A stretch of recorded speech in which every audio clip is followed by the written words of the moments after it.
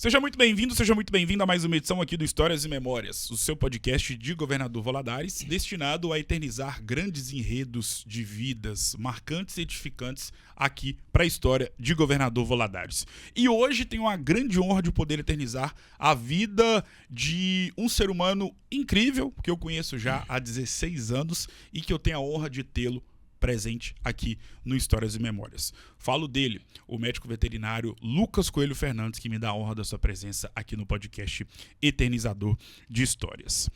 Lucas, primeiramente, seja muito bem-vindo. Posso chamar de doutor ou não tem essa com médico veterinário? Cara, não é muito comum, não. Ah, beleza. Mas pode, fica à vontade. É uma honra poder te receber. Obrigado mais uma vez por ter aceitado o convite. Bom dia, boa tarde ou boa noite, depende do horário que vai estar nos acompanhando. Sim. Seja muito bem-vindo. Obrigado pelo convite. É uma honra estar aqui novamente, né? Da outra... 2023, abril. 2023, 3 anos, o tempo tá passando. Exato. E prazer estar aqui, a gente tá... Que seja um bate-papo leve, assim como a nossa amizade. Com certeza. E para começar nosso bate-papo, Lucas, antes de poder entrar nos pormenores daquilo que você faz com maestria na sua profissão, nós sabemos que a pandemia, ela mudou o mundo. E viver a pandemia foi muito difícil para qualquer pessoa que, graças a Deus, teve a honra e a dádiva de ver tudo que a pandemia gerou nas nossas vidas e continuou aqui na Terra, porque nós sabemos que milhares de pessoas se foram por conta da pandemia. Eram saudáveis, veio a pandemia, 2 semanas, infelizmente partiram. E pelo fato da pandemia ter tido esse impacto na nossa vida, algo que ficou muito latente em discussão e até hoje continua assim, é o assunto saúde mental. Não se discutia saúde mental igual se discute hoje em dia. E você, com certeza, com a sua rede de contatos, conhece muitos psicólogos, psicólogas, médicos, psiquiatras, terapeutas, e sabe que essa galera ganhou uma notoriedade pro mundo de uma forma descomunal. Feito essa pequena introdução, como está o Lucas mentalmente falando neste início de 2026? Cara, é importante iniciar falando disso, que eu acho que saúde mental é tudo na nossa vida. Sim. Né? Além da saúde do corpo, se você tiver com a mente boa, as coisas vão acontecer naturalmente. E coincidentemente, nesse ano, eu estou fazendo um acompanhamento em busca de melhoras da mente mesmo. Não que esteja passando por uma dificuldade ou alguma adversidade. Nunca estive num momento tão bom comigo mesmo. Isso eu acho que o que ajuda é a espiritualidade, a proximidade de Deus. Então é um ano que eu estou mais próximo de Deus, né? É o que eu buscava. E a saúde mental é tudo, cara. E se você com a saúde mental boa, com a mente boa, você se desenvolve como pessoa, como ser humano, no seu relacionamento, nas suas amizades e, consequentemente, na vida, no trabalho, né? O que foi a pandemia para a sua história de vida? Aprendizado.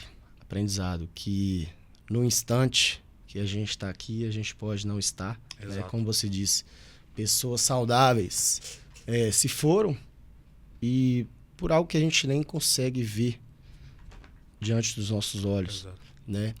Então, e eu sou um cara positivo e tiro sempre os benefícios de tudo que acontece na nossa vida, né? Serviu de aprendizado para a população em geral e a gente colheu coisas boas disso. Claro. Uma grande influência, eu trabalhava numa empresa que era nacionalmente, então tinha muitas reuniões online e isso persistiu. A tecnologia teve que se desenvolver, claro. As pessoas teve que se adaptar a esse novo modelo de trabalho, né? E deu sequência. Pensando lá nos primórdios da existência do Lucas Coelho, como você era no período de colégio Vieira Cabral?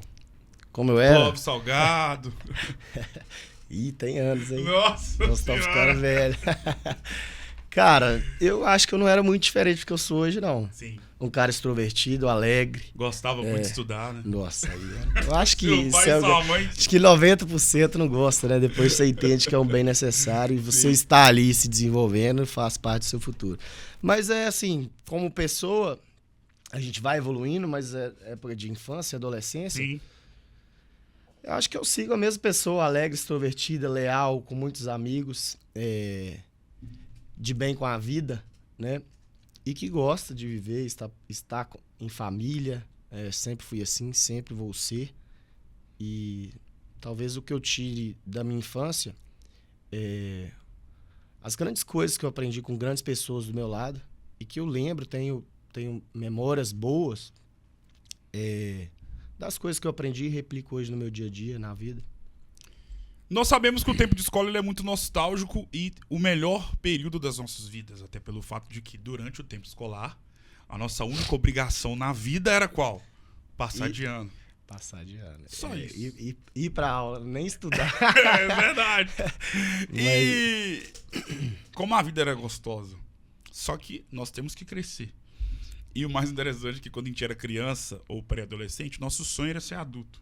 Se a gente soubesse o quão difícil é viver a vida de adulto, talvez a gente repensaria nessa quantidade de vezes que a gente sempre falava, quero crescer, quero ir pra escola, sim. quero ter carteira de carro, quero ter cartão de crédito, enfim. E é um tempo muito gostoso de se lembrar. Sim. Hoje o Vieira Cabral, por exemplo, não existe mais, mas é uma escola icônica. Foi uma escola icônica para a história da nossa cidade. Qual é a grande lembrança que você tem dos tempos de Vieira Cabral? Aquele tipo de lembrança que, quando você passa em frente ao local onde era a escola, ou também em frente ao Colégio Clóvis Salgado, que existe até hoje, Sim.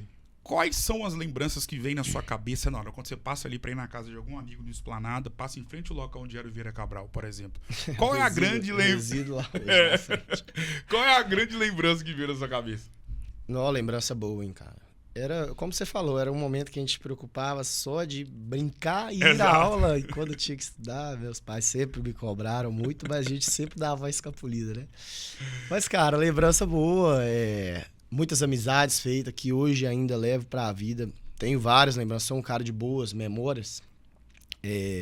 Um momento muito feliz da vida. Eu tive uma infância, essa fase infância, adolescência muito boa, sempre rodeado de amigos, pessoas especiais do lado e que eu levei para minha vida. Então, a grande lembrança que eu tenho é das amizades que foram se construindo lá no início, pequeno, indo na casa dos amigos, como você disse mais cedo, você ia na minha casa fazer trabalho. Então, era momentos de ao mesmo tempo, por exemplo, esses trabalhos, mesmo tempo de responsabilidade, de descontração, de estar junto. Você teve uma lembrança de um jogo marcante, né? Que a gente gosta muito de futebol. Aquele Barcelona e Inter, que a gente assistiu lá na minha casa. Sim. Então, assim, lembranças que veio de você, mas agora também tô me recordando.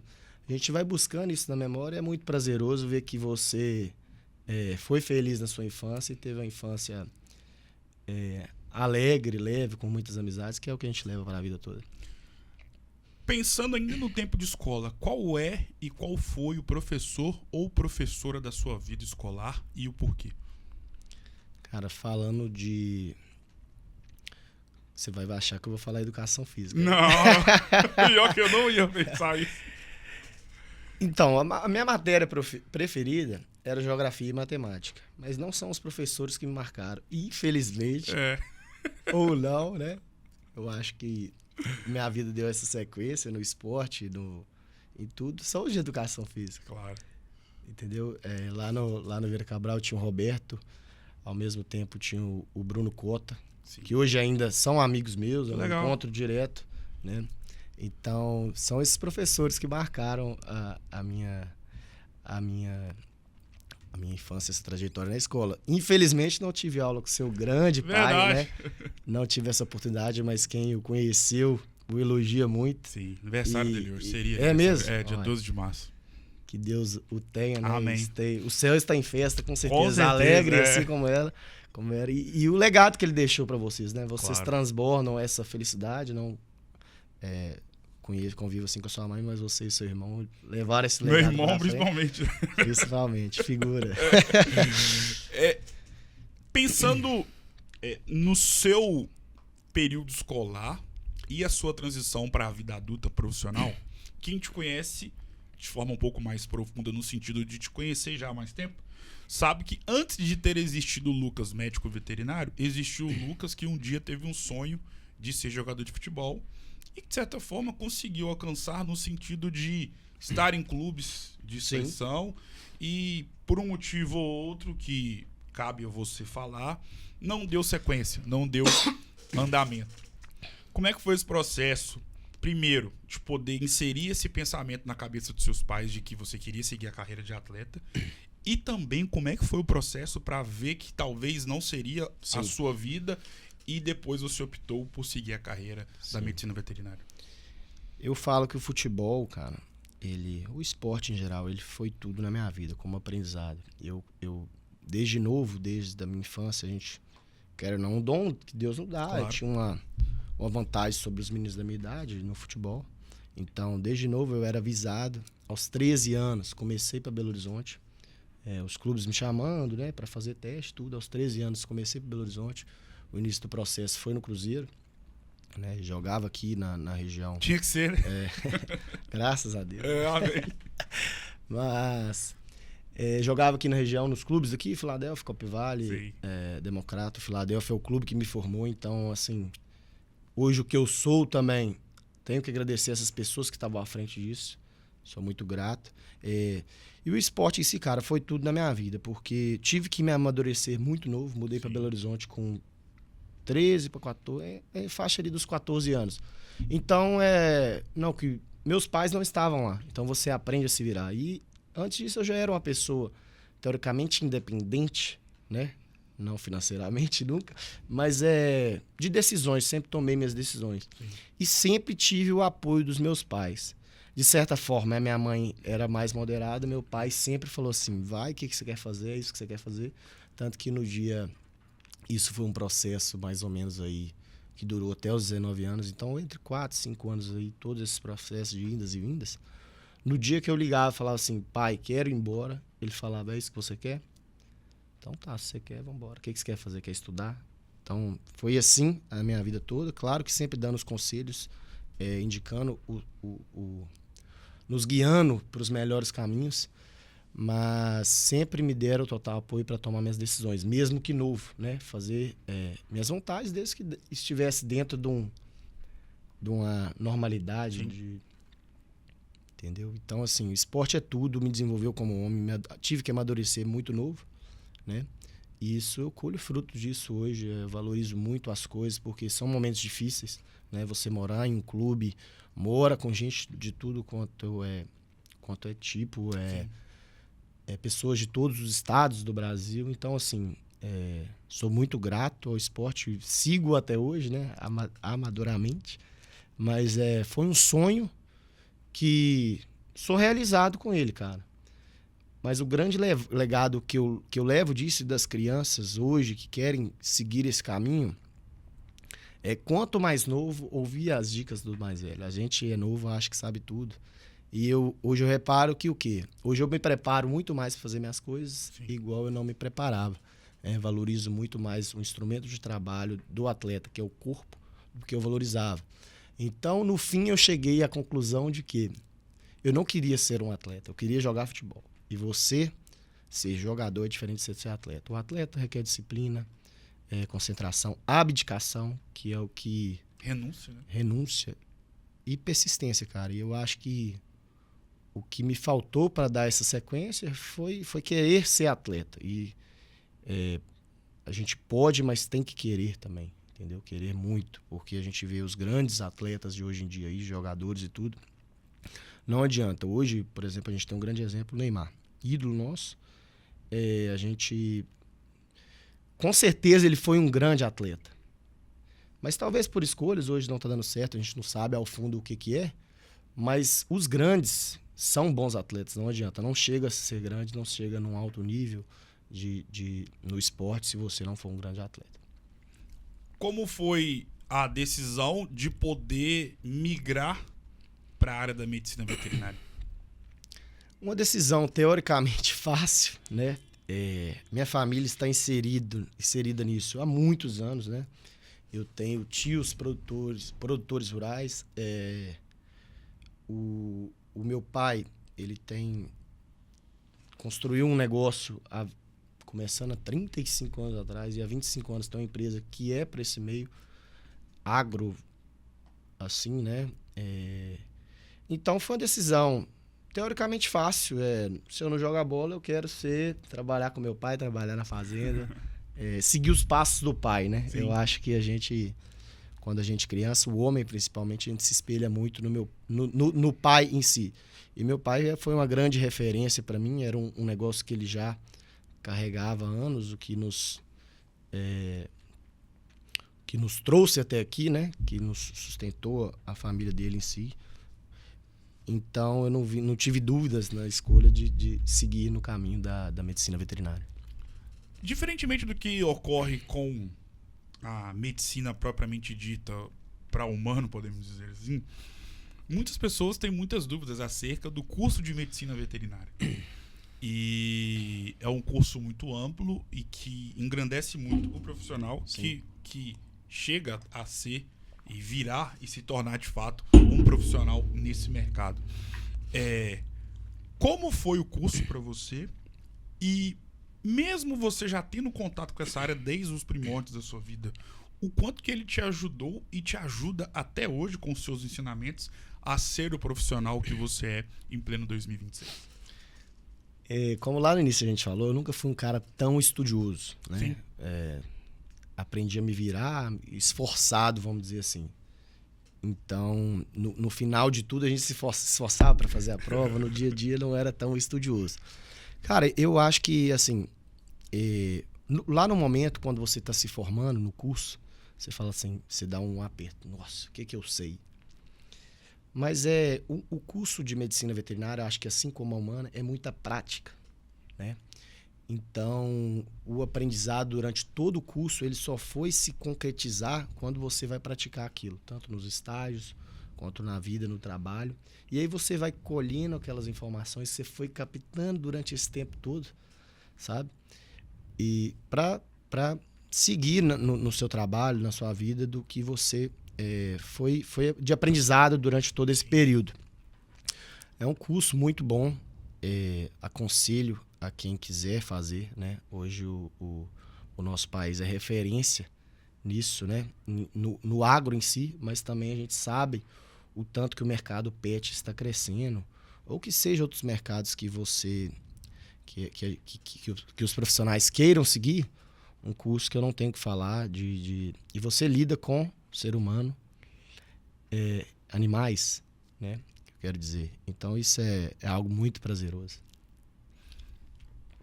Dentro da sua profissão, mas antes de você se tornar um profissional nesse nicho,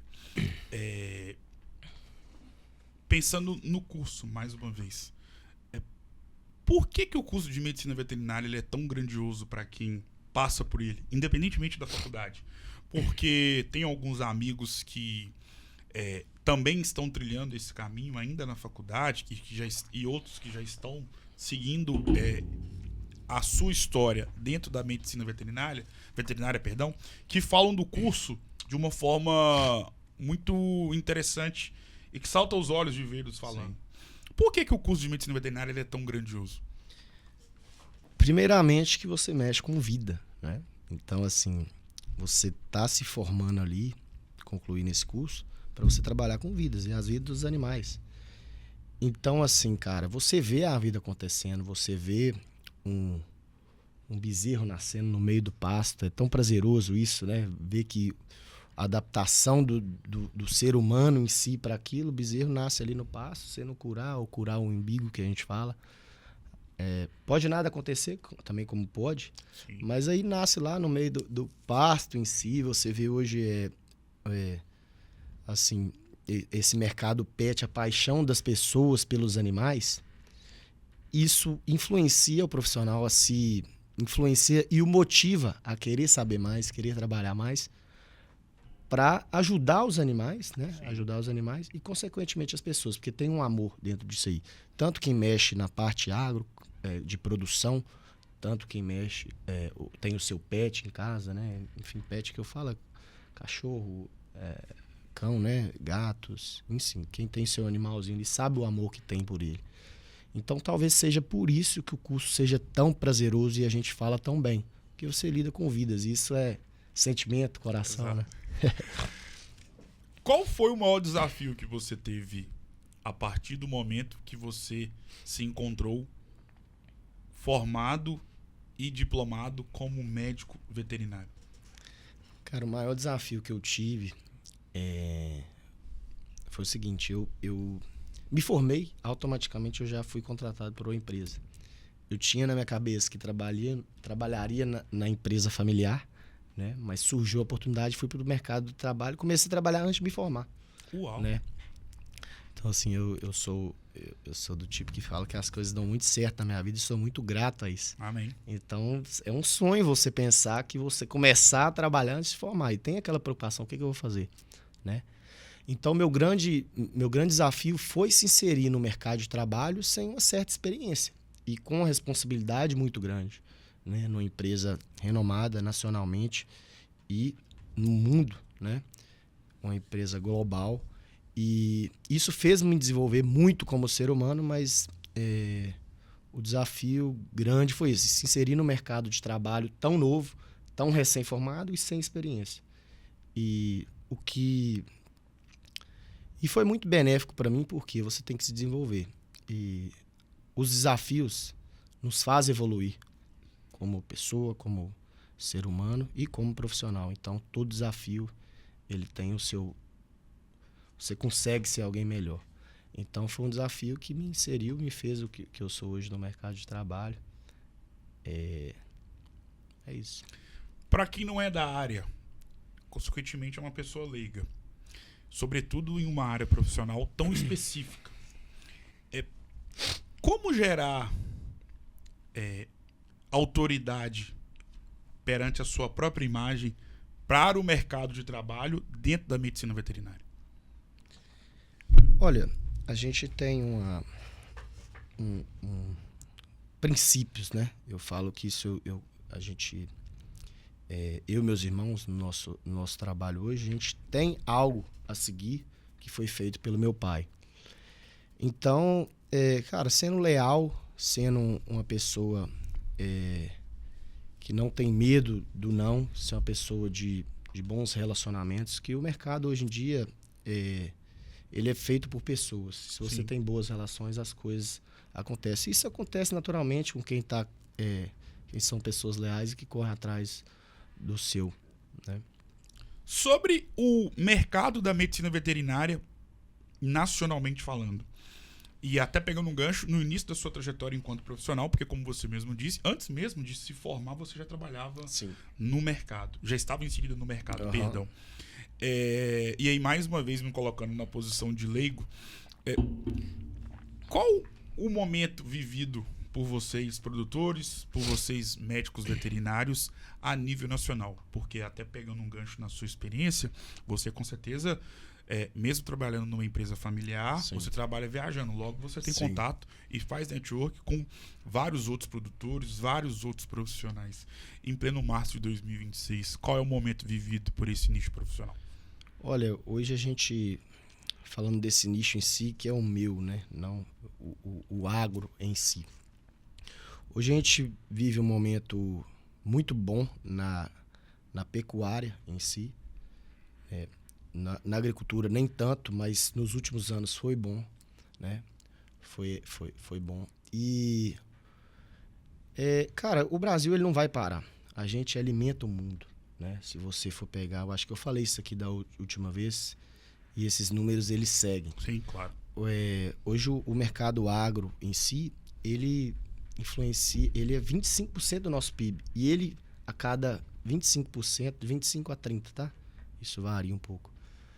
1/3 ou 1/4 do PIB e do que emprega no Brasil. Então ele é muito importante, é um mercado que não vai parar, né? E a gente vive um momento de juros altos, né? Essas influências de guerra, eu acho que sempre teve, né? Hoje a gente está tendo uma realidade de uma guerra que vai influenciar no nosso combustível, que já estamos vendo aí, né? A gente, de 2 dias para cá, o combustível subiu absurdamente, aí, 20 e poucos %. Então, isso influencia no mercado, cara, porque você produz, você precisa do transporte para que isso aconteça. Então, isso vai ser um pouco desafiador agora pro produtor rural em si, mas é um ano que a gente ano de eleição, ano de Copa do Mundo, vai ter consumo de carne, o povo vai fazer churrasco, menos os jogos sendo à noite. E o preço, a tendência, né, do boi, não sei se você entende, é que se mantém em alta. Sim. Né? Mas o Brasil ele tem uma coisa que é ele é o maior exportador de proteína do mundo, tá em top 3 produção e exportação, carne bovina, carne suína e carne de frango, né? Então a gente alimenta o mundo, cara. Cerca de 1 bilhão de pessoas são alimentadas diretamente pelo Brasil. 1 bilhão. Então você pega a população total aí, dá o quê? 15, 20% do mundo é alimentado por nós. E no mercado de grãos, a gente também é maior produtor de suco de laranja em si, suco de laranja. Café, aqui em Minas Gerais, inclusive, o maior produtor do Brasil, né? De café e de leite. O café a gente é líder de exportação também, de produção. Soja, milho. Então, assim, o Brasil não vai parar por causa disso. Tem os desafios, e isso influencia a política, influencia e os desafios externos, porque a gente vende, trabalha com real, mas a gente compra em dólar. Então, essa queda e alta do dólar influencia também. O grande desafio hoje é você fazer com que esse custo seja cada vez menor para que você tenha uma produção mais eficiente e tenha mais rentabilidade, né? Eu vou entrar numa parte que ela pode parecer espinhosa, mas pela experiência que você tem, você vai saber discernir e vai entender onde eu quero chegar. Até mesmo para você poder formular a sua resposta. Eu percebo que vocês, produtores, os médicos veterinários, são pessoas que, principalmente em questões políticas, são mais voltadas para um certo lado político, mais à direita. Sim. Pelas suas razões de princípios, de valores, mas talvez, aí me corrija se eu estiver errado, principalmente profissionalmente falando. Porque, pelo que observo de longe, as diretrizes que um governo de direita impõe ou insere para vocês, produtores, médicos veterinários, vão mais de acordo com aquilo que vocês pensam e precisam, diferentemente do que acontece quando um governo pertence à ideologia Sim. que pertence ao governo federal atual. Por que existe essa ligação mais à direita de vocês, produtores, além, claro, da questão de valores, questões mais pessoais, Sim. mas principalmente profissionalmente falando? Por que existe esse diálogo maior de vocês e uma aptidão maior com o discurso conservador de direita em detrimento da esquerda? Olha, cara, para início de conversa, para mim, são princípios. Sim. Né? Princípios são princípios que eu não concordo. Às vezes a ideia do outro lado, que você sabe que eu não apoio. Tem ideias boas, mas no papel não é assim que acontece. Né? Então a gente tem que tirar o que é bom de lá e trazer para cá. Não que o lado de cá seja tudo benéfico também. Sim. Né? Mas a causa do produtor, a causa do mercado veterinário assim em si, é porque um governo simplesmente ele te ajuda e o outro está tentando aparentemente te atrapalhar. Isso a gente vê a influência total no mercado, mesmo com recorde de exportações, alta produção, batendo recorde de exportação e de produção, o momento em que o Brasil tem mais produtores com inadimplência. Então, isso é um efeito dominó. Se não está pagando, quem está emprestando vai ter que emprestar mais caro, então o juro sobe. Né? Não sou especialista em economia, tá? Mas é a tendência que isso aconteça. Então, cara, é por isso. O reflexo do mercado a gente está vendo aí. Né? E as causas em si, o que é defendido por um lado, não beneficia não só o produtor, mas o Brasil. Como eu disse lá no início, a gente está olhando o lado só nosso. É o lado do Brasil automaticamente, porque, como eu disse lá no início, 25% do PIB, 25% a 30%, 1 a 4 empregos é gerado diretamente pelo agro. Então, quem gera emprego, quem gera economia, quem alimenta a nossa mesa, a gente tem que ter alguns benefícios para essa pessoa, para esses produtores. E um exemplo, para você ter ideia, Gustavo, para a gente, só para entender um pouco melhor o que a gente fala de juros do governo subsidiar isso. O produtor, ele corre risco. É chuva, é estiagem, é vendaval. Ano passado teve enchente no sul. Retrasado, né? Então lá é o nosso maior produtor de arroz do Brasil. E esse arroz fica aqui no mercado interno e a gente sabe o brasileiro tanto que come arroz. Exato. Se não tem um governo por trás para subsidiar aquilo, para garantir para o produtor, vou estender sua dívida, ele vai quebrar. E aí a gente vai ficar sem se alimentar. Então não é olhando só o nosso lado, é olhando o lado da população. Se o governo não ajudar, se não tiver esse empréstimo, com esses juros baixos, as coisas não vão se desenvolver. Entendeu? Porque tem o risco. Tem ano que a produção é menor, né? A gente vê, esses dias eu vi, não é jogada carretas de milho fora, mas não compensava você, o transporte pelo custo que ela teve, compensava você jogar fora. E aí você fala assim, um desperdício? Não, quem vai pagar para ir lá buscar? Sim. O produtor que tem que pagar para chegar no lugar que vai gerar algo, né? Um alimento que seja para os animais se desenvolverem ou para os seres humanos. Então é isso, cara. Muitos desafios para esse ano. O brasileiro é acostumado com isso. São sempre momentos difíceis. A gente fala assim, a gente foi lembrar, a gente teve a pandemia, né? Então agora a gente passou por ela e a gente vai passar por isso de novo. O Brasil vai continuar crescendo, independente de quem vier, e basta a gente trabalhar, seguir com o nosso legado, né? Sendo pessoas boas, que as coisas se desenvolvem. Ainda como eu posso dizer? Ainda pensando de forma ampla no que o campo faz para todos nós brasileiros, além das questões profissionais, sim. Eu que sou apaixonado pela música sertaneja, e tem uma música que me chama muita atenção, e olha que eu não faço parte da vida do campo, não tenho intimidade nenhuma, gosto de ver quem tem esse amor pela vida no campo. Confesso que eu, mediante os meus gostos, algo que eu faço de rotina, talvez eu não me encaixaria de uma forma interessante, mas acho lindo você vocês... se identifica, né? Exato. Acho lindo vocês que possuem uma proximidade muito forte com a vida no campo. Tem a música do Jadson e Jadson, depois você pode até ouvir, chama Respeito os Caipira. Sim. Que a música toda é evidenciar o quanto que o campo produz para a vida urbana.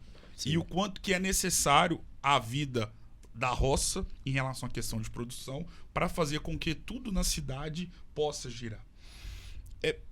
Pegando isso que eu acabei de falar e pegando a sua origem e aquilo que você faz, não só profissionalmente, mas imagino eu também em alguns momentos de lazer.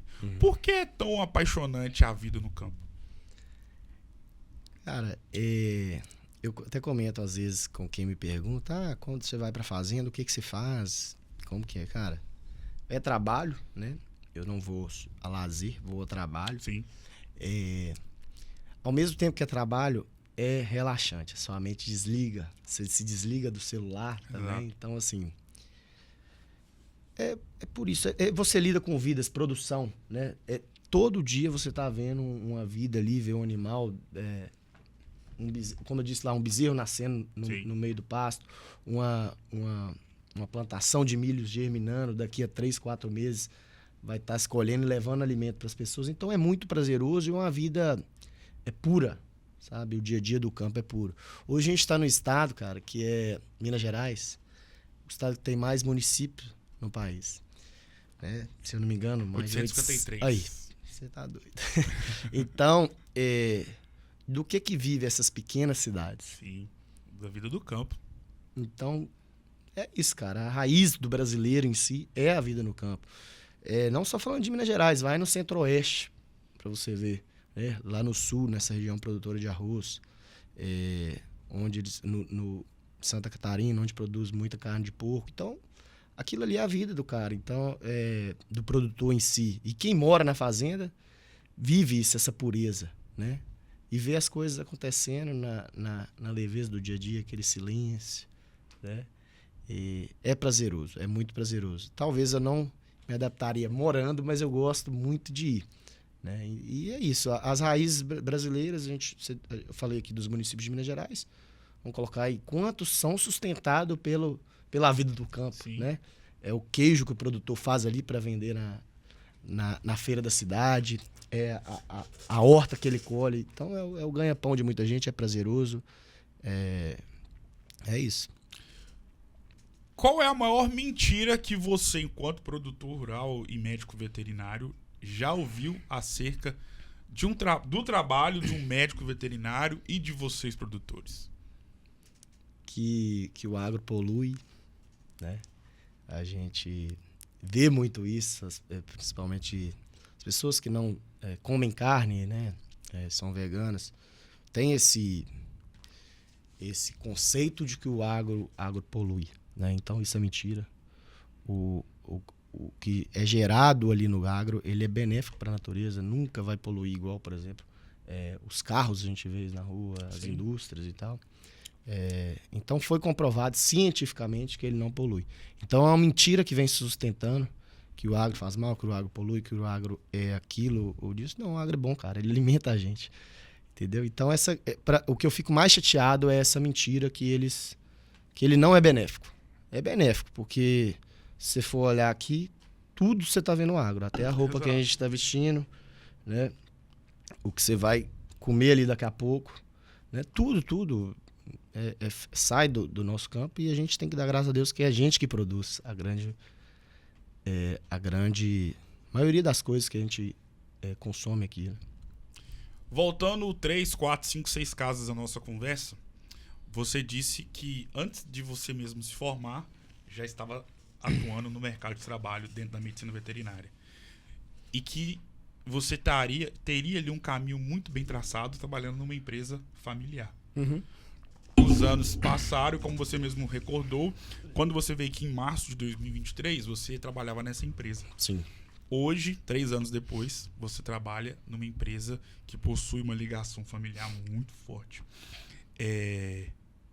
Como é trabalhar com quem você ama acima de tudo e acima de qualquer coisa? E como é pegar também todo esse amor e saber lidar de forma profissional, Sim. com quem você possui ali uma relação de afeto Sim. inimaginável e que supera qualquer tipo de amor na vida? É desafiador, né, cara? Desafiador, porque a gente sabe como são as relações hoje em dia. Eu tenho uma relação, assim, com meus irmãos e com meus pais muito boa. A gente é amigo mesmo, meus irmãos. Minha família, pra mim, é tudo, Sim. entendeu? E estar no trabalho, ao mesmo tempo, se é tudo pra mim, é desafiador, porque você tem que saber separar as coisas, Claro. né? E, assim, discussões vão acontecer, brigas vão acontecer, mas a gente tem que saber separar e não levar pra dentro de casa, né? Muitas das vezes acontece algumas discussões e às vezes se acaloram mais por essa intimidade, né? Mas a gente sabe que no outro dia vai estar tudo certo, vai tudo se resolver, até porque somos todos lá pessoas boas, unidas, muito família, então a gente sabe separar. E eu vejo muito, antes de trabalhar com meu pai, eu não via dessa maneira, porque eu convia só com ele dentro de casa. Então ele sabe chegar lá e ser uma outra pessoa, ser um líder, ser o empresário que ele é, né? Então, e dentro de casa é outra coisa, é um pai, amigo. Então, assim, isso foi uma grande referência para mim, né? Então tem os prós, tem os contras, mas eu vejo por um lado muito bom. E o que faz a MDF? O que faz?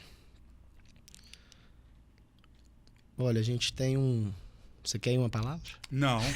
Explicar mesmo, vender seu peixe. A gente tem um grande desafio, que é seguir um legado. Sim. Que ele foi construído, começou há 35 anos atrás, mas ele vem, essa sequência tem 25 anos, vai completar 26 agora em junho. E ser pessoas humanas, leais e trabalhadoras, né? A gente sempre, a família toda é católica, eu sou um cara creio muito em Deus. A gente sendo essas pessoas leais, trabalhadoras prontas para evoluir e ouvir, né? Porque eu acho que o mundo está sempre em evolução e a gente tem que acompanhar essa evolução. Claro. E seguir esse legado, cara. Seguir esse legado com esses princípios que eu falei, princípios acima de tudo, né? A gente é leal, a gente é honesto e a gente vende solução, vende qualidade, né? A gente entrega para o produtor o que ele precisa e o resultado, entendeu? A gente não tem enganação. Sim. Né? Então a gente mostra com o resultado e a base de tudo isso é relacionamento e os princípios que a gente tem dentro da nossa empresa. Qual o maior elogio que um produtor, um médico veterinário pode receber?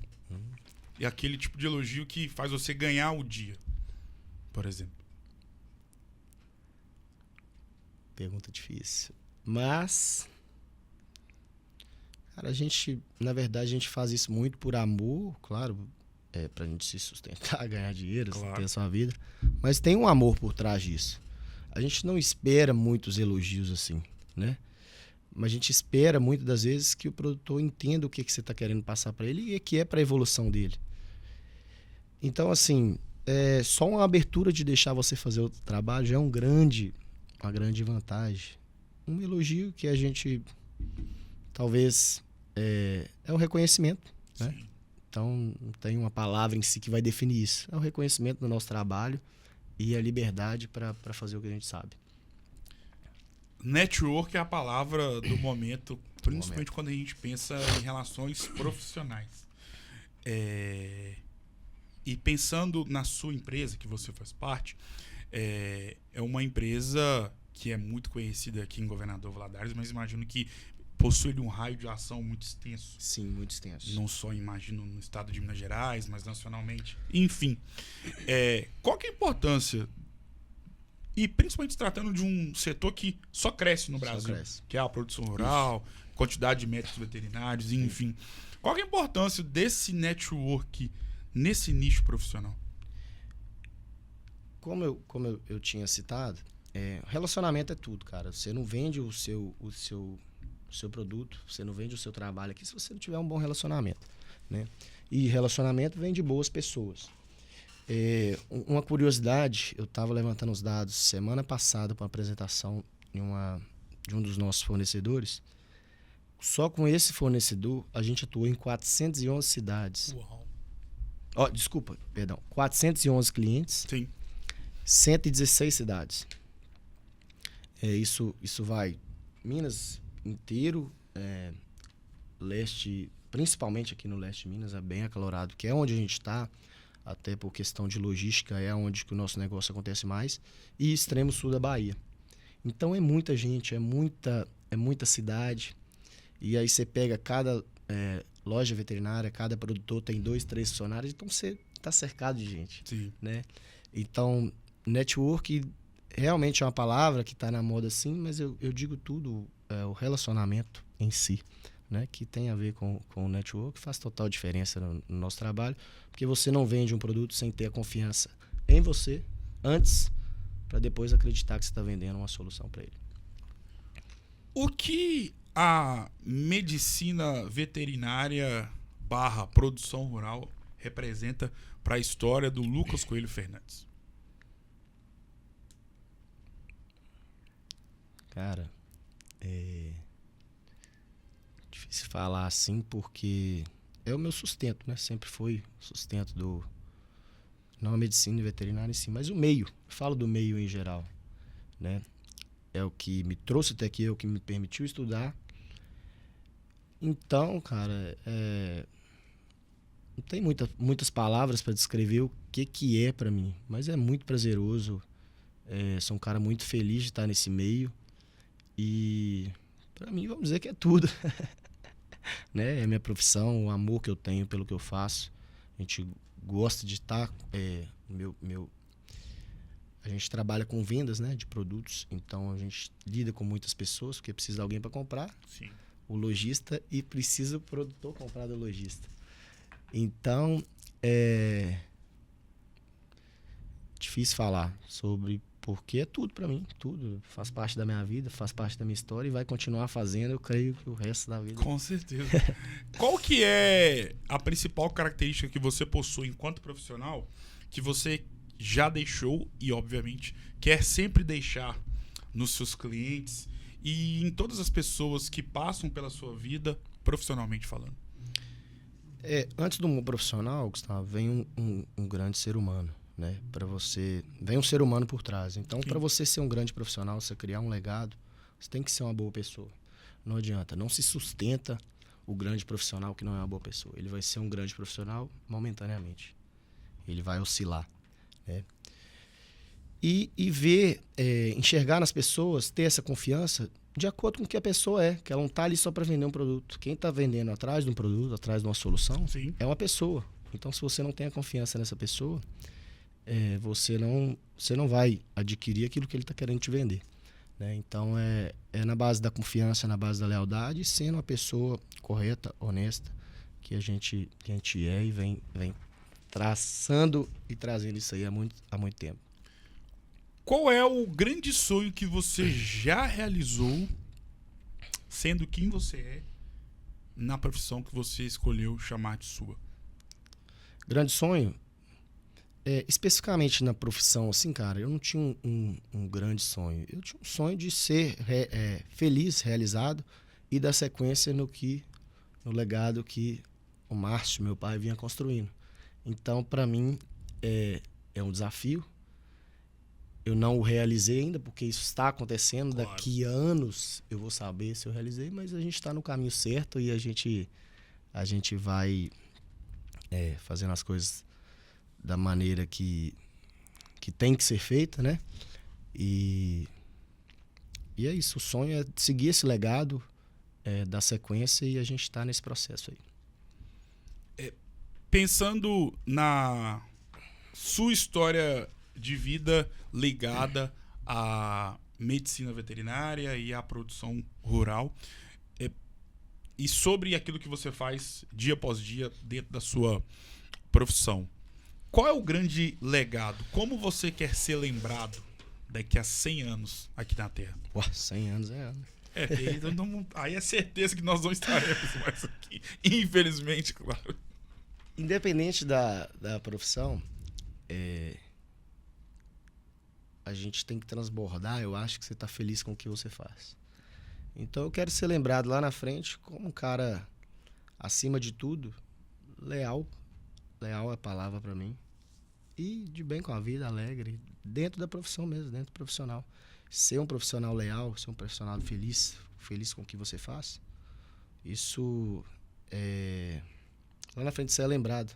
Sim. A pessoa vai ter boas lembranças pelo que você marcou ali. E dentro disso a gente cria grandes amizades, né?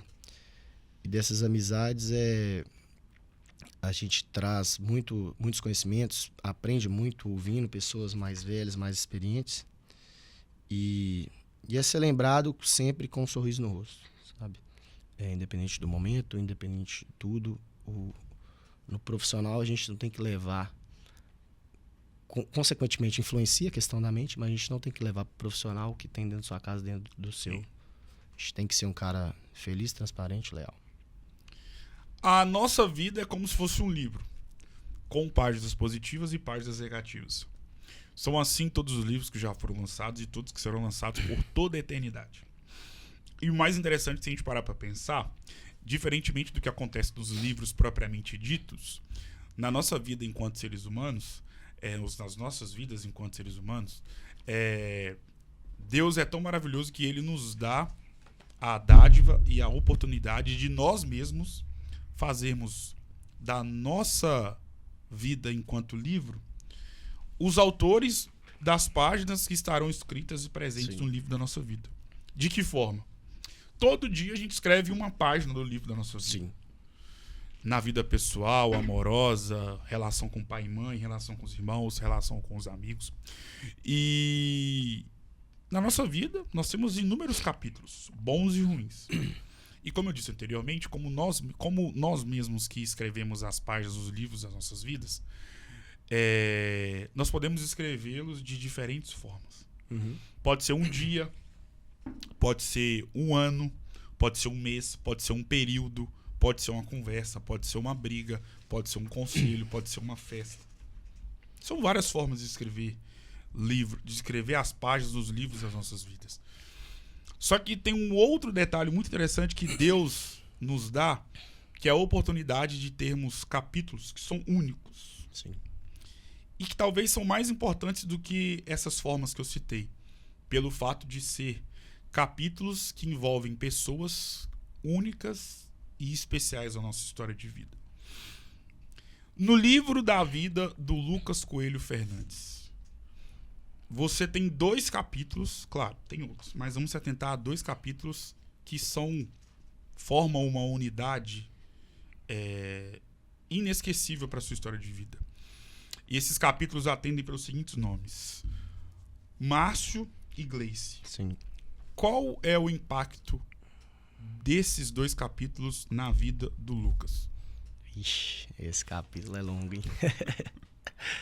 Cara, meus pais, minha família em si, não falo só deles, né? Hoje, você falou do meu pai e da minha mãe, o Márcio e a Gleice. Eu sou um cara muito abençoado porque eu tenho avós presentes também. Então eu falo que, claro que certa forma de tratar, de cuidar, eu tive essa honra e esse prazer, né, de que poucos têm de conviver tanto tempo com meus avós, convivo até hoje. Que legal. Eles, a casa que eu passei a minha vida, a minha infância, eles residiam do lado. E então eu posso dizer que eu tive 2 pais e 2 mães. Além de tios que foram também como pais para mim. Falando de Márcio e Gleice, cara, é tudo para mim. É minhas referências, né? Tiro o que eu acho que eu quero levar para a vida de bom, que eles têm de benéfico, né? Muito mais qualidades que defeitos, e tento equilibrar isso. Mas eu fico honrado de falar que eu sou parecido com meu pai. Tenho um pouco de cada um. Sim. Do meu pai e da minha mãe. E, cara, eles são tudo para mim, sou muito grato, né? Sou quem sou hoje por tudo que eles fizeram por mim e fazem até hoje, né? Isso, se não fosse eles, eu não estaria aqui, né? Então, e tenho a grande gratidão, cara, sei que muitos não têm também, de ser amigo dos meus pais. Sou amigo. Semana passada, estive em São Paulo com meu pai, passamos 4 dias num quarto de hotel, então, esses momentos estreitos, né? Às vezes da correria do dia a dia, só no trabalho ali, esses momentos em si estreitos. E hoje, há quase meados do ano passado, que eu até então morava com meus pais, e aí eu me mudei, fui morar sozinho, e a minha proximidade com a minha mãe já era muito próxima, eu lidava mais com ela com o dia a dia, meu pai correria de trabalho, já era muito próximo, mas hoje é uma grande amiga que eu tenho também, né? E assim, eu fico muito feliz quando eu vejo as pessoas elogiando eles, e são pessoas grandes demais, referência de tudo que eu sou, que eu construí. Tenho que melhorar muito para ser igual a eles, né? Mas é tudo para mim, cara, é minha vida e vai continuar sendo, independente do que vier acontecer na minha vida, eles vão continuar sendo as prioridades da minha vida, minha família. Qual foi, é claro que toda relação de filho e pai para com os seus pais é feita de inúmeros momentos. Sim. Mas talvez aquele momento ou aquela passagem através de uma conversa, de um conselho, de uma briga, enfim. Qual foi o grande momento que você já teve com a sua mãe e com seu pai? Aquele tipo de lembrança que você tem que talvez eles, enquanto pais, eles não vão lembrar. Tipo, nossa, eu falei isso pra você, não aconteceu isso. Mas você, enquanto filho, jamais vai se esquecer. Independentemente se foi uma coisa ruim que te fez melhorar ou mudar. Tenho mais coisas boas pra lembrar. A gente somos pessoas divertidas, alegres. Então a gente tem muito momento marcante de festas assim, comemorações. Cada momento de aniversário a gente comemora, está junto.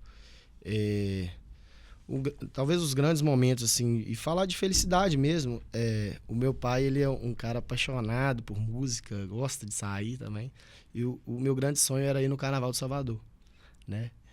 Um dos grandes sonhos. Sim. E eu tive esse privilégio de ir com eles.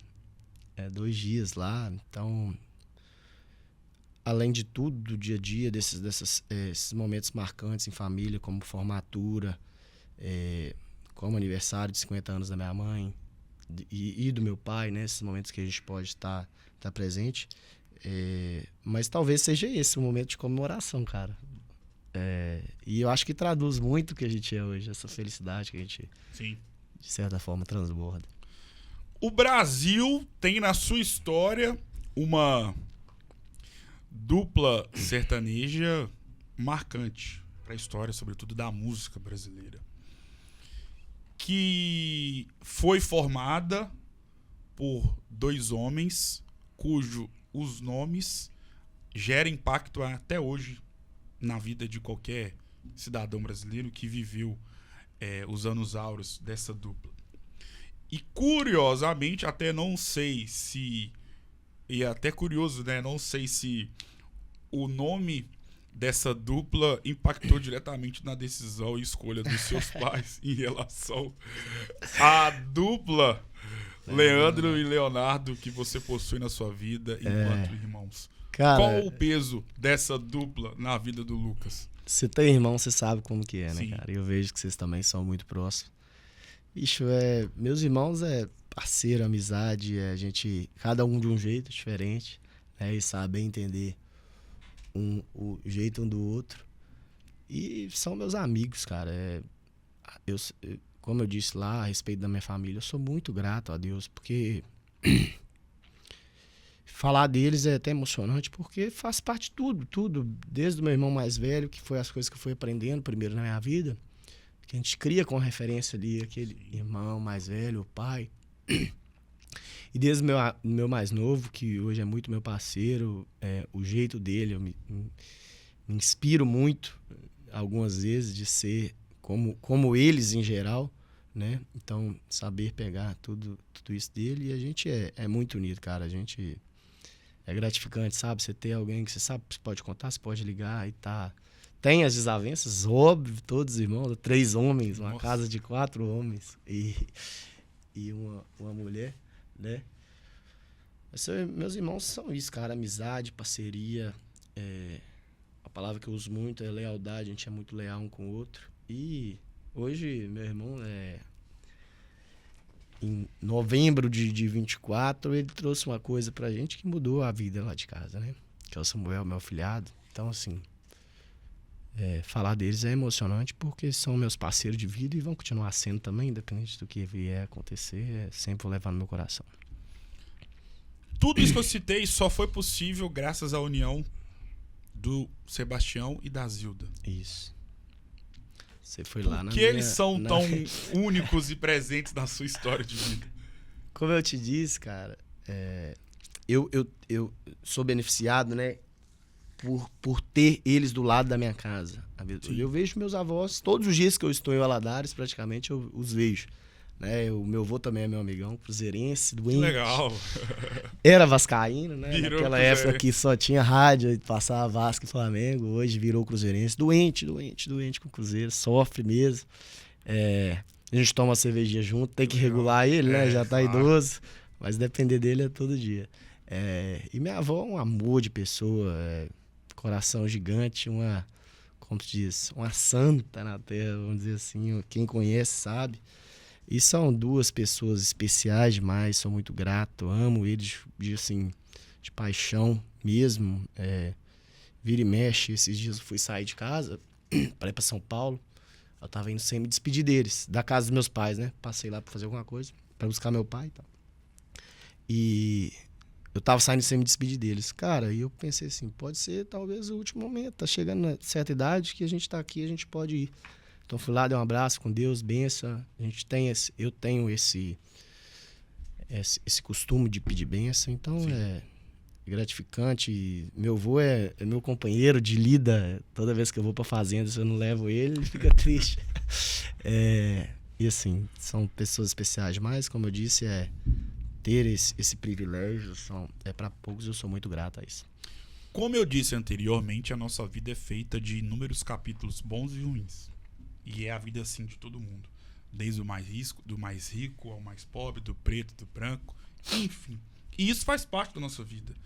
E as derrotas da nossa história, elas são importantes para fazer com que nós possamos crescer. E quando a gente for vencer, dá ainda mais valor a essa vitória, porque nós sabemos o quão dolorosas são as derrotas na nossa vida. Independentemente em qual setor, financeiro, na vida amorosa, vida pessoal, enfim. Feito esse pequeno preâmbulo.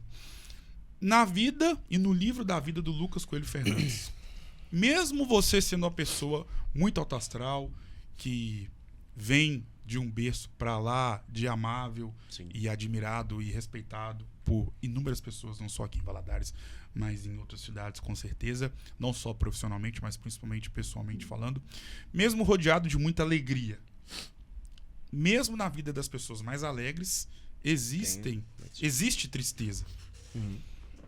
Qual foi o momento mais triste da sua vida e o que você fez ou está fazendo para poder arrancar ou passar uma borracha em tudo de ruim que foi escrito nessa página do livro da sua vida? Cara, todo momento difícil eu tento tirar o lado positivo. Se o momento é difícil, você vence ele, você cresce, né? Talvez o momento mais difícil que eu passei até hoje foi o momento em que essa decisão de largar um sonho de infância, né, e seguir um outro caminho. Simplesmente a vida veio me mostrando que não era aquilo mesmo que eu queria. Era um sonho, mas não era aquilo mesmo que eu precisava, que Deus preparou para mim. Então, esse momento foi, com certeza, uma indecisão ali de uma certa adolescência para a vida adulta, né? Então, foi essa indecisão de largar esse sonho de ser jogador de futebol, né? E gera uma tristeza, né? Porque você abdicou de muitas coisas para estar ali. Foram muitos momentos e tudo, mas sou muito grato por essa experiência. Então, o lado positivo que eu tiro disso, como eu disse lá no início, eu sempre tiro algo positivo dos momentos difíceis, dos desafios, do que me entristeceu, é que a gente tem que estar preparado, se preparar para o que Deus preparou para nós, não o que exatamente a gente quer, né? Às vezes um sonho não é o que Deus preparou para a gente. E resumindo isso, cara, a gente tem que estar preparado para o que Deus preparou para a gente. Esses momentos difíceis sempre passam, a gente tem que buscar evoluir, né? Eu sou um cara, em tudo que eu faço hoje, eu procuro estudar de certa forma, do meu jeito, mas conhecer aquilo que eu quero fazer. E a gente tem que trabalhar a mente da gente nesses momentos difíceis para que a gente continue evoluindo, crescendo e saia desses momentos com crescimento, dando sequência na vida. Em contrapartida, qual foi o momento mais feliz da sua vida? Vixe, é muito momento feliz, hein? Cara, imagina! Quando eu me formei, foi um momento muito feliz, porque é um desafio que a gente tem, né? Eu venho de uma família que cobra estudo, né? Apesar de a gente não gostar muito, meus pais sempre foram cobrança. Se não tem estudo, você não vai ter isso, né? E sempre me cobraram muito, e eu tinha esse peso de, apesar de não ter sido um cara estudioso, de me formar, ser alguém, claro, ter uma profissão em si de formação, né? Então, creio eu que tenha sido minha formatura, que eu consegui reunir inúmeros amigos, família, estar presente com quem eu mais amo. São tantos familiares, tantos primos, tantos amigos que eu tive que fazer em Valadares. Não consegui fazer lá em Viçosa, porque eu dava para convidar todo mundo. Então, sim, acho que talvez até hoje, foi junto com o meu aniversário de 25 anos, então talvez tenha sido o momento mais... que mais me marcou, assim. Mas tem muito momento bom, graças a Deus. Amém. Agora é o jogo das palavras. Eu vou citar nomes ou palavras e você vai defini-los ou defini-las com uma palavra. Podemos ir? Pode. Vida. Deus. Deus. Caminho. Amor. Família. Família. Vida. Amigos. Difícil falar. Prioridades. Religião.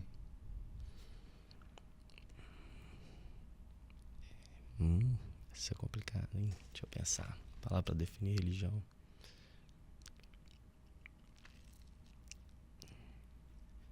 Sem minha religião, cara, eu acho que eu não seria nada nessa vida, né?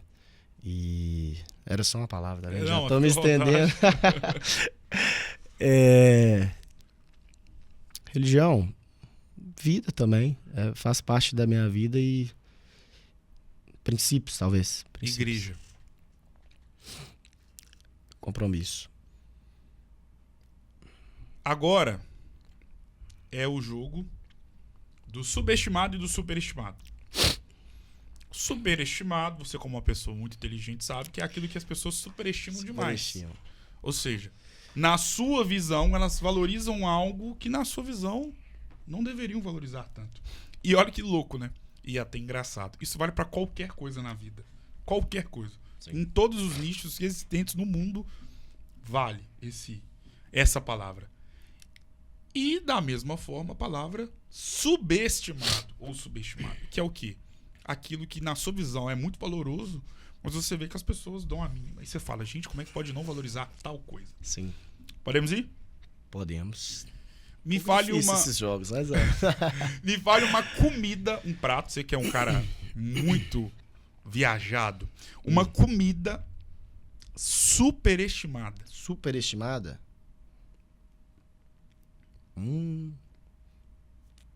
Cara, você nunca comeu, mas sabe, mas tem na cabeça que é ruim, ou que você comeu e falou, não, é ruim, eu não entendo porque o povo paga tanto. Eu não acho que seja ruim, mas pra mim é superestimado, porque eu não gosto e não me vejo com sushi, cara. Comida japonesa, já provei. Não me desce. O meu estilo de me alimentar é muito tradicionalzão não, mas mesmo. Pela sua vida profissional. Nossa, eu gosto muito da comida em si, da roça, aqueles frangos com quiabo, ensopado, um anguzinho, essas coisas assim. Então, às vezes não é porque eu tenho certeza que é bom. Mas eu não tenho prazer de... Já tentei e não consigo. Me fale uma bebida, pode ser alcoólica ou não, superestimada. Superestimada? Alcoólica você é difícil. Eu não vou falar de suco nenhum, porque atrapalha meu meio, né? Verdade. Todos são bons. Gin, não tomo gin não gosto não. Me fale uma banda, cantor ou cantora, independentemente do gênero musical, superestimado. Superestimado? Ou superestimado. Subestimado ou superestimado? Aquilo que você não escuta de jeito nenhum e vê que muita gente escuta e fala, gente... É difícil falar assim por causa de gosto, né? Então, pra mim pode ser, mas pra outros essa que é a graça. Ser, né? E talvez seja até por um lado que essas pessoas seguiram. Essas músicas, não MPB porque eu ouço, mas vou dar um exemplo. Caetano Veloso, por exemplo. As pessoas idolatram, mas não é muito tradicional. Roberto Carlos também não... Mas eu acho que tudo é época, né? Claro. Então não é falando mal, é que não faz o meu estilo, eu acho superestimado. Agora, ao contrário, me fale uma comida subestimada na sua visão. Subestimada? Acho que muita gente aqui da nossa região gosta. É o frango com quiabo e angu. Você gosta? Nossa, mineiro. Subestimada? Porque tem muita gente que tem... Às vezes pelo quiabo. Não gosta do quiabo, né? E não gosta daquela baba que dá ali em si, né? Do frango muito ensopado. Eu gosto pra caramba. Nossa, franguinho caipira com... Domingo. Da mamãe. Oh, meu Deus do céu. Só pede pro churrasco. Só pro churrasco? Agora, uma bebida. Pode ser alcoólica ou não. Subestimada. Subestimada?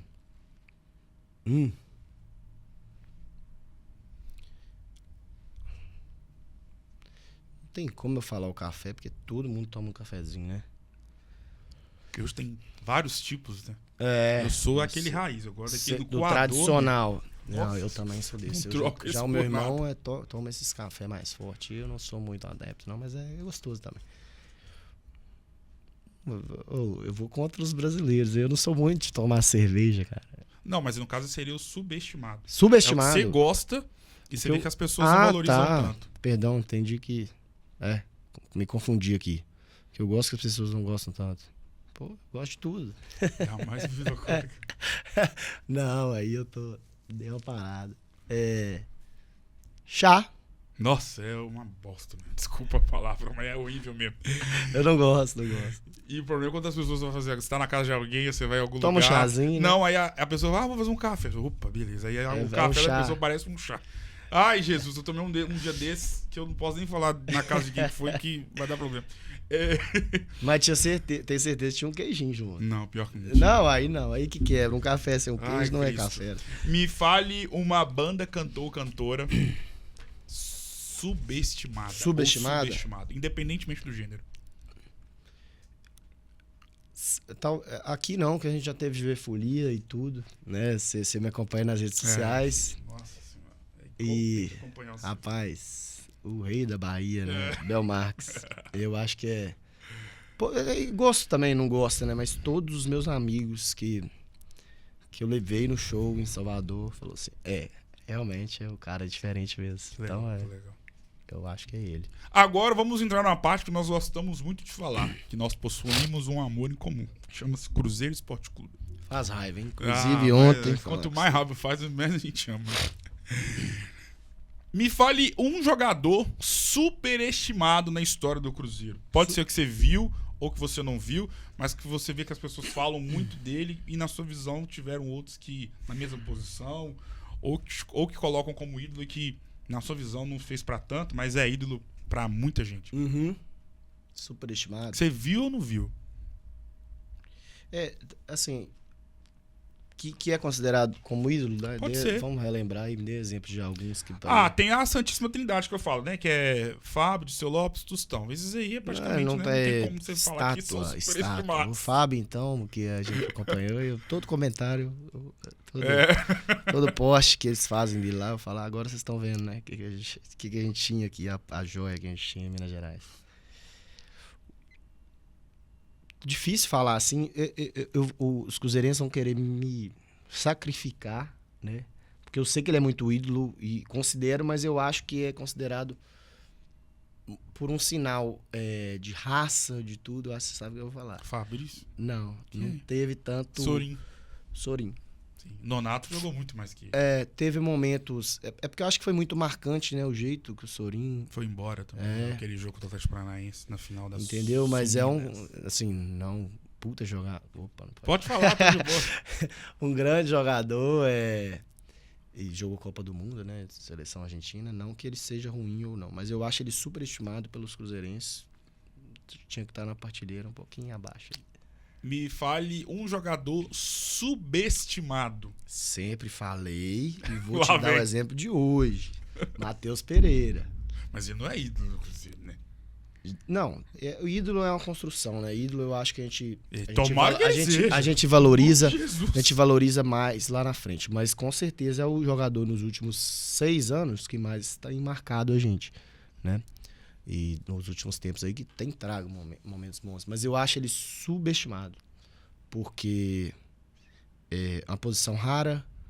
Verdade. E as pessoas... ele não é estudo, não aparece em jogo grande, mas por exemplo, no último jogo, se aquilo é considerado assistência que ele fez pro Gerson, tanto que ele teria, o tanto que ele dá passe pro passe do gol, que ele passe tira... semifinal que eles falam, o passe que tira, põe o cara em condição de só servir o outro, né? Então ele tem uma visão diferente e eu acho que ele é subestimado. Vai vir já foi coroado com o título e vai vir mais um importante, se Deus quiser. O seu maior ídolo da história e o porquê? Do futebol? Do Cruzeiro, obviamente. Do Cruzeiro, Fábio, sem dúvidas, assim... Zero aquele dúvidas. cara que você vê assim lá no Rio, igual você vai muito pro Rio, como ele tá morando lá agora, você para tudo, assim. Então, talvez não, porque eu já, modéstia à parte, acostumei ver essas pessoas e entender o que é aquilo ali. Sim. Não vou parar de fazer, porque já encontrei outros maiores do que ele. Mas eu não fico me apegando àquilo por entender o lado da pessoa, sabe? Mas não é só por parar, não. É pelo que foi, pelo Cruzeiro, o legado que ele deixou, ser um cara crente a Deus, nunca teve nenhuma polêmica com o Fábio, né? Chega nessa idade, nesse nível, é porque é um baita de um atleta. Então é exemplo aí para quem tá vindo, para quem quer seguir. E sei que ele teve um início difícil, né? Sim. que era um cara O rebelde. dele também era balada, igual Ah. o meu. Pior que é verdade. Isso é coisa do passado. É, claro. Dos dois. Ai. Defina a sua vida. Só fazer um parênteses, quando ele foi naquela famosa carta de despedida dele, eu tava na casa da minha sogra, eu comecei a chorar ali na casa. Nossa, eu fiquei muito chateado, mas No outro dia parecia que alguém tinha morrido. Depois eu entendi, cara. Vendo lá do empresário, foi correto e foi bom pros dois, talvez. O problema foi a forma, né? Mas aí a gente não... Os bastidores, você que é jornalista, são diferentes do que é Claro, exposto, exato. né? Então, você sabe de muitos bastidores. Quem eu dera. sei também, porque eu tenho amigos que estão nesse meio. Os bastidores são totalmente diferentes. Claro. E não chega pra nós. Não chega pra nós. É o que lançam na mídia, na imprensa. Como os jogadores falam, né? A imprensa só sabe aquilo que o clube e o que o jogador quer que ela saiba. Ou seja, 5%, 2%. E a gente, o brasileiro em si, ele fala, o cara é mercenário, é aquilo que saiu. Pô, mas é o ganha-pão dele, é a vida dele, é a vida da família. Um exemplo, Bruno Rodrigues voltou agora, ficou 2 anos machucado. Se o cara não vai, faz um contrato bom, né? E o Arrascaeta, quando saiu do Cruzeiro. Todo mundo crucificou. Mas depois a gente viu quem era o certo ou o errado da história, né? E o mal do torcedor, da paixão, que não vê o esporte, eu que fui, como uma profissão do cara. Ele vai ter um amor, sim, pelos times, pelo time em si. Cara, ele tem que ver ali a oportunidade de vida também. Claro, sim. Né? A carreira é curta de fazer... para você fazer um pé de meia, porque a sua carreira acaba cedo, o que você vai fazer depois, né? Se você não tiver uma economia ali boa, você não consegue dar sequência nessa vida. E eu sei disso porque eu tenho vários amigos que seguiram o caminho de atleta, alguns que deram certo e outros que não deram. E, então, começando a vida com 25, 26 anos, e aí o que eu vou fazer, entendeu? É o desafio dos atletas e jogadores hoje. Defina a sua vida com uma palavra. Uma palavra? Gratidão. Defina a sua história de vida com uma frase, ou pelo fato de você ser muito religioso, pode ser um versículo bíblico também. Eu tenho até tatuado. Nem sabia. E esses dias uma pessoa me falou nesse fim de semana que é o menor versículo da Bíblia, eu não sabia. Falou coincidentemente sábado. Tem várias formas, cada Bíblia é escrito de uma forma, né? Cada versão, mas para Deus nada é impossível. Vamos resumindo, Lucas 1:3-7. Defina essa conversa com uma palavra. Honra. Olha, primeira vez que alguém fala. Honra. Só uma palavra? Já falei, mas pode fazer a introdução. Pode, né? Complemento. É gratificante falar da gente. Às vezes a gente vem... gratificante falar do que a gente entende, né? Nossa vida, nossa profissão. Então a gente vem, às vezes, com receio. Não é do nosso costume, né? Apesar de... Sou um cara que estou nas mídias aí, posto bastante coisa no Instagram, mas não é do nosso costume de falar, é postar mesmo, né? Então, mas é muito gratificante estar aqui, ver o seu trabalho cada dia crescendo mais. Torço por você, né?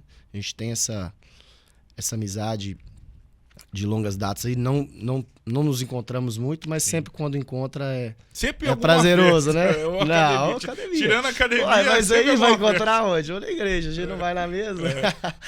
Mas é isso, cara. Uma honra estar aqui, falar da vida da gente, falar dos meus pais, dos meus avós, dos meus irmãos, do meu trabalho, que são as coisas mais importantes para mim, é gratificante. Foi uma honra poder eternizar a sua história de vida enquanto homem profissional, esse grande neto, filho, irmão, tio e um grande amigo para inúmeras pessoas. Obrigado mais uma vez e obrigado por ter aceitado o convite de novo. Eu que agradeço. Mais uma vez, parabéns pelo seu trabalho. Uma honra estar aqui. E é isso. Estou aberto a vir outras vezes. Precisando, a gente está à disposição. E sucesso. Para todos nós. Tamo junto. Lucas Coelho Fernandes, que abrilhantou, mais um episódio do Histórias e Memórias. Esse podcast destinado a eternizar grandes enredos de vidas marcantes e edificantes da nossa cidade. Vou ficando por aqui. Um grande abraço e até uma próxima.